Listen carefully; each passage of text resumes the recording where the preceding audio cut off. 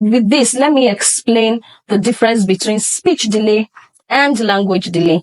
Most persons on the autism spectrum have what we call language delay and not speech delay.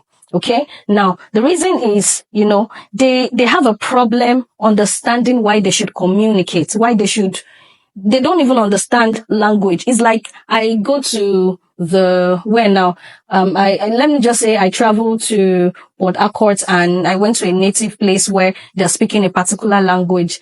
I can't even get to pronounce the words or understand what they're saying. That's a language delay. I'm delayed. Do you understand?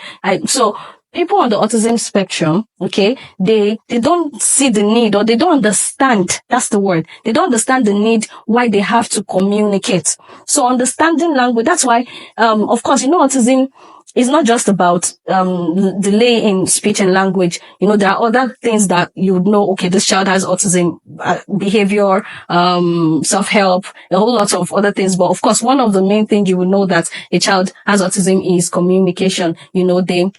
They're impaired when it comes to communication. They don't know how to interact with people around them. They are most likely to interact with just objects, and maybe things in their own world. Okay. But so most person on the autism spectrum have what we call language, delay. When we talk about speech delay is if a child can talk, the sounds are not clear.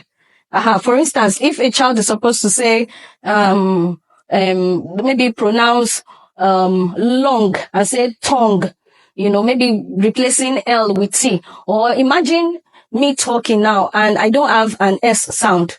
Just imagine that I want to talk to you now and I don't have S sound.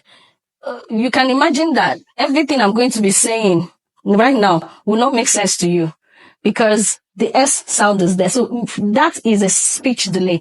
The child can talk. You would hear vocal sounds, but then there might be difficulty in articulation. There might be difficulty in pronunciation. Okay. That is speech delay. So a child that is not talking clearly, maybe you can't hear exactly what the child is saying. It's not like the child does not understand what you're saying. The receptive skills of the child is good. If you tell the child, come, the child understands come, go. The child understands go. Oh, put this here, bring that. The child understands that, understands language, understands when you're talking to him or her. But when it comes to speech, when the child is producing words, they might not be clear, some sounds might be missing. That is speech. But when we talk about language delay, you understand if you say, come here. What is come here? Okay, do you get? So autism, if you see persons on the autism spectrum, they have language delay. Now, they can also have speech delay if they have, developed a little in their language skills, but they have one or two issues with pronouncing some sounds. Then we can say, okay, they have speech and language delay.